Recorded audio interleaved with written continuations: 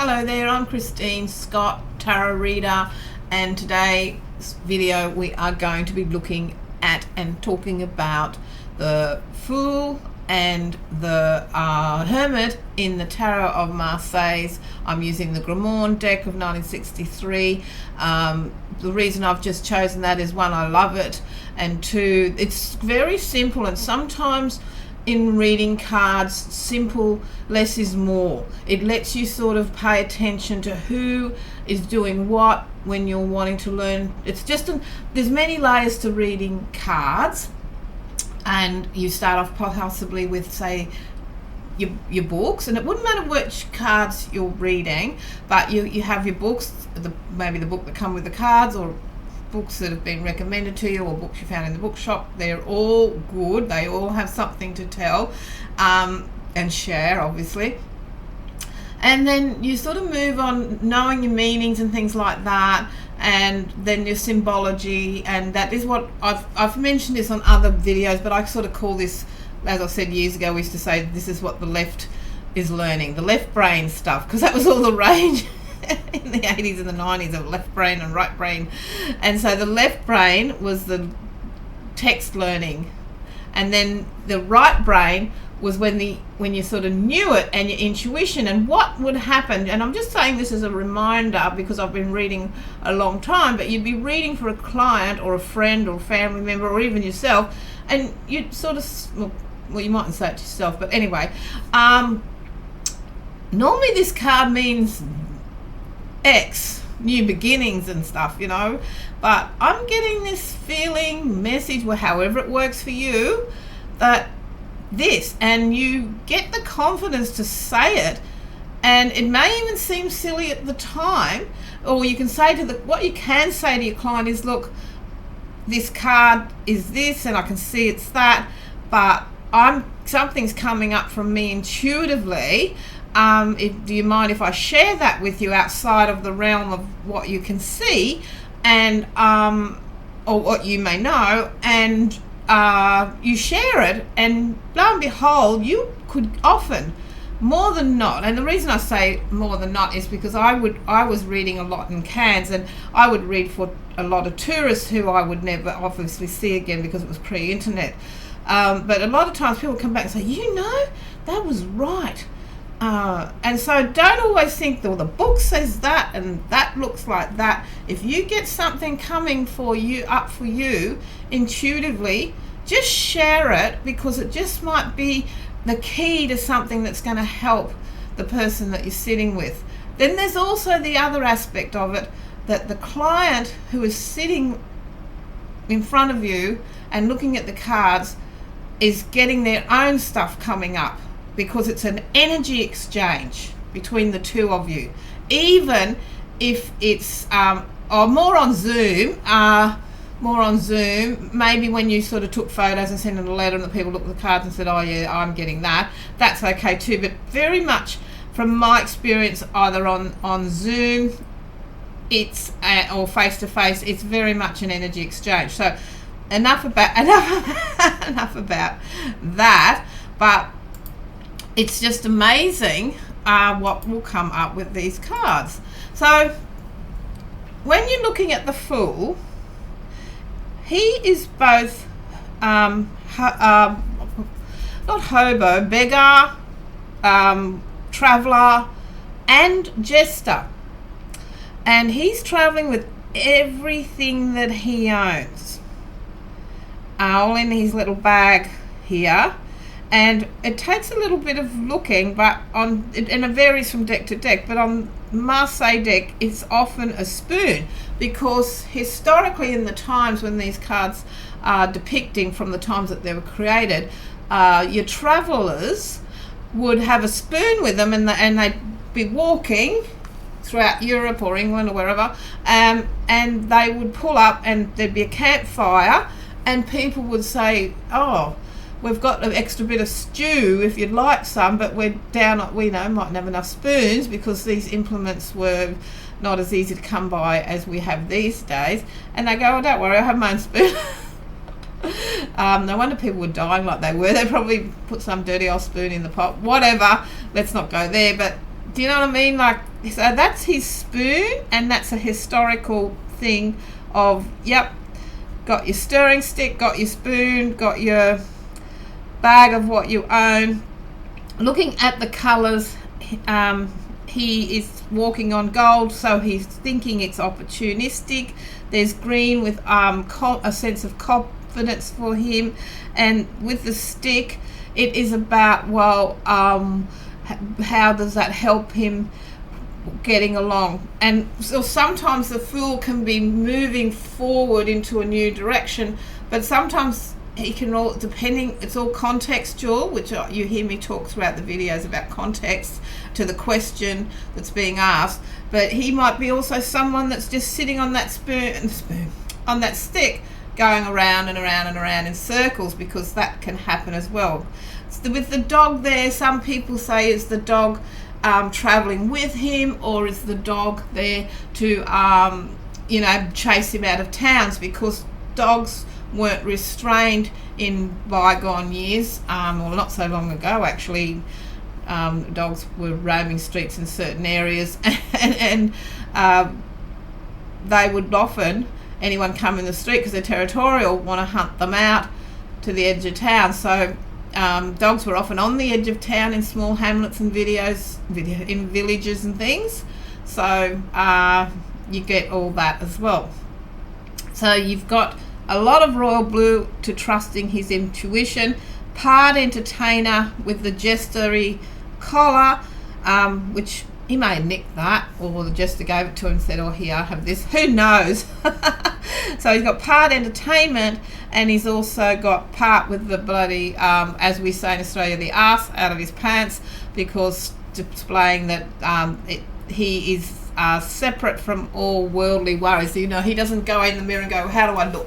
Stuff in that sense, compared to normal society. So he's outside of that, and he's moving forward. He can, in some decks, move and look back, and there is an element of him looking backwards as well as forwards as far as the characters go, which means he's often wanting to leave somewhere but still not sure whether he should be leaving the safety and security of where he's been, or people he may have come in contact with. So he can turn up anywhere in a reading. Some people use him as the significator. It just depends where you're at on your tarot reading journey, whether you're using archetypes, and there's no right or wrong. He's unnumbered. Yeah, I've seen him placed as 22, and he's also at a number in the a deck I've got, Thompson Lang deck, he's 19 or something. I don't know, don't quote me on that. I'm guessing because I haven't looked at that deck for a few weeks. So he's also the symbol of potential, which is the green.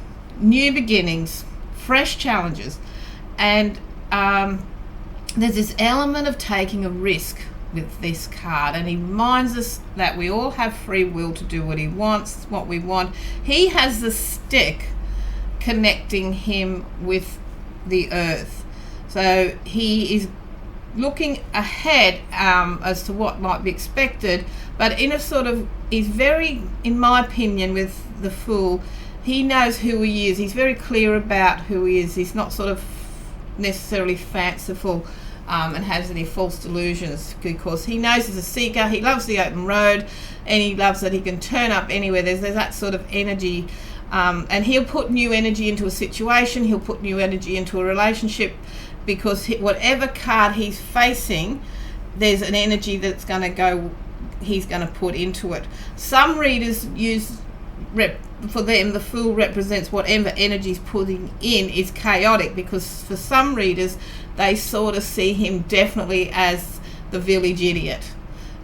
He messes things up, that as chaos, and that's okay too. You just have to work out for yourself how he sits, but for me it's contextual, and if he turns up in the love reading, you might know what's going on, and that sort of thinking, oh hell, we could go anyway, feeling that, you can feel that at work. You don't know whether you're at the beginning, at the end of the race, or maybe there's an opportunity going to come your way, and you take the plunge, and not to be scared, because it's just that in being in a state of wandering at times too, because as I said, he's unnumbered and he can lose track of time. He's a free spirit. That's how he is. That's my taking on him.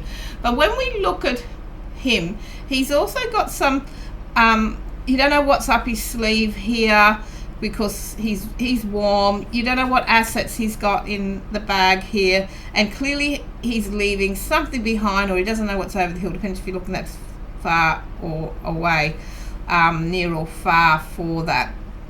So then you look at card number 9, the Hermit, and he is also, first thing we notice is he is also carrying a stick. And we also notice that the ground is more bumpy here, a little bit more stable, bordering on rigid maybe, because he's got the lines different. And he is they're both connected to the earth by their stick. He has the red hood testifying his power and his intuition. There's quite a little bit more concealment, where with the Fool you're definitely seeing it all. What you see is what you get with that. But he has hidden opportunities as well underneath the cape that he holds up, and also he has the lantern. As to what he shines the lantern on is important in your reading. What light is he shining on things, because that is where he is important to that. He is he's about, I find when he turns up in a reading, it's about time to step back from a situation, and it's either run its course or let it run its course. Step back, because it's about patience and doing what's necessary, where he's sort of about these sort of dreams in the future and all that. It's about, well, hold on a minute, I'm just going to step back. Let's just wait and see what happens. Historically, hermits lived on the edge of the village, which is why I've got him walking, when I saw him walking towards him. And it was quite common for travellers in medieval times and to go and think, oh, I don't know where I'm going. Where's the next town? And how do I get there? And people on the town would say, oh, look, I don't know. Just go to the edge of town and you're going to come across a little house or a hut, dwelling, whatever you want to call it. And the old man that lives there, he's been here forever, and he knows which would be the best way for you to go safely and the right direction. And that was what the hermit did. They also helped with healings and things like that, like medicine-y stuff. They knew the area, they knew the landscape, they had wisdom, and they tended to live, obviously they're a hermit, they often live on their own.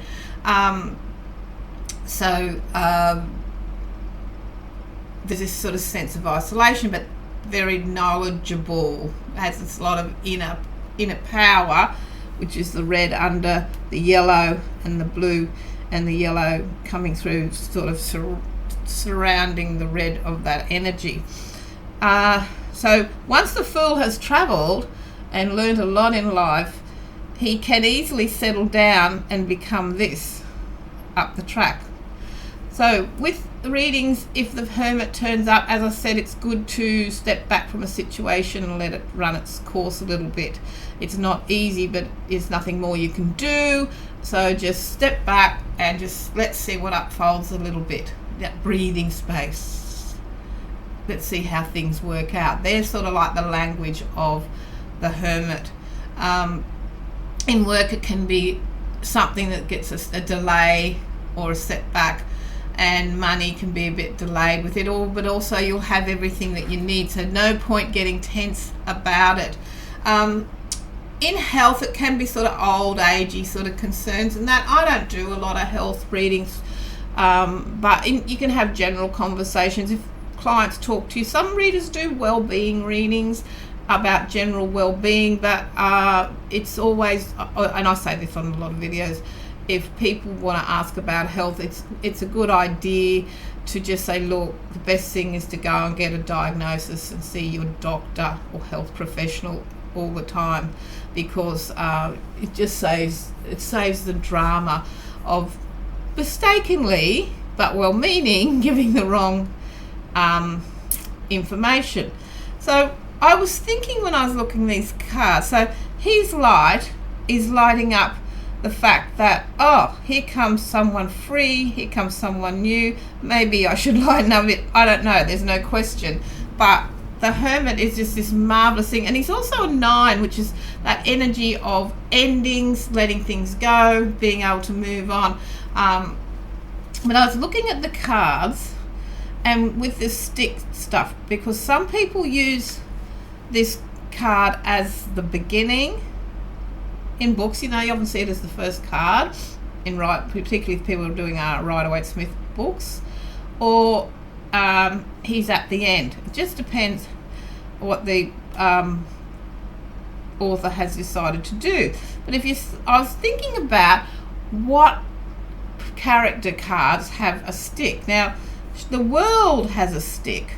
So the stick here, once you've travelled and have accumulated a lot of things, becomes a baton with that. The devil has a stick, which means it can be used for manipulation or defense even. Judgment, the stick has been carved into an instrument to be able to draw attention, make noise, or entertain.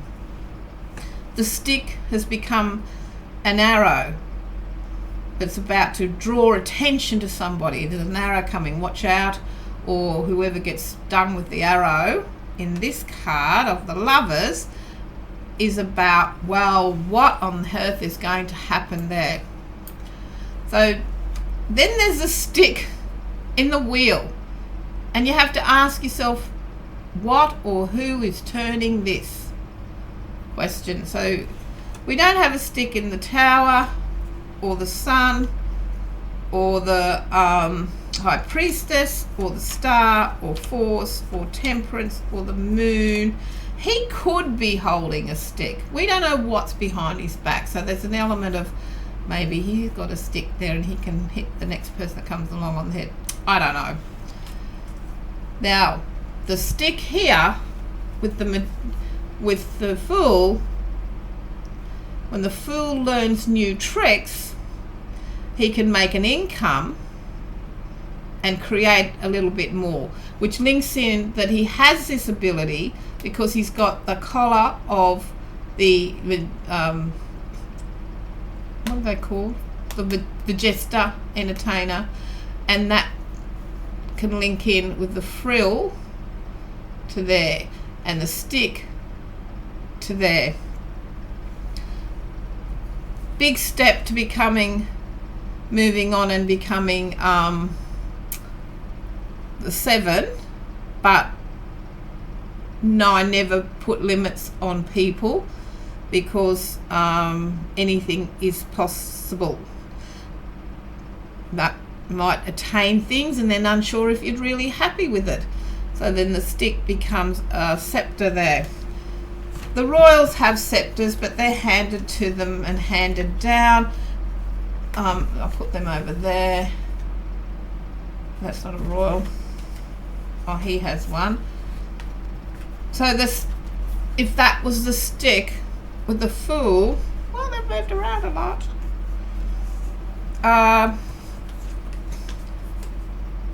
He has to face consequences, or perhaps the stick becomes a tool of focus for him. So the stick plays a big part in the story of what's happening if you're reading the pictures of the cards along with the book meanings, if you get where I'm coming from. And then the Pope has a stick. He certainly has had a change. He's holding a different stick, and that stick is elevating him to the higher source. And then we have death has a stick that he's using it to let go of and clear away what is unnecessary due to endings, or perhaps he's been given some work in a field. You know, depends. It can be read anyway, or contextual, just trying to sort of get the idea of that books are good and books are helpful, and they're great to read and have background and stuff like that, but it's also really good to just look at it and think, well, what am I seeing here? We learn to see. And now I've got cards everywhere and the stick can become a sword, which I think they might have been wooden at one stage before the Metal Age, or the spear became a sword. So there you have it. I shall clear this up, how the stick travels through the major arcana, the heart of the tarot, ever so well.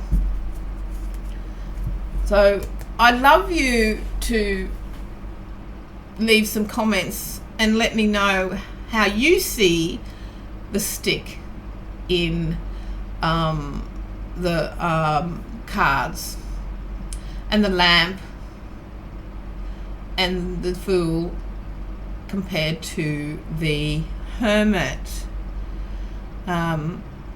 This is one of my most favourite cards. It's a self-sacrificing, giving to others, looking for the greater good, where the Fool is a little bit for himself.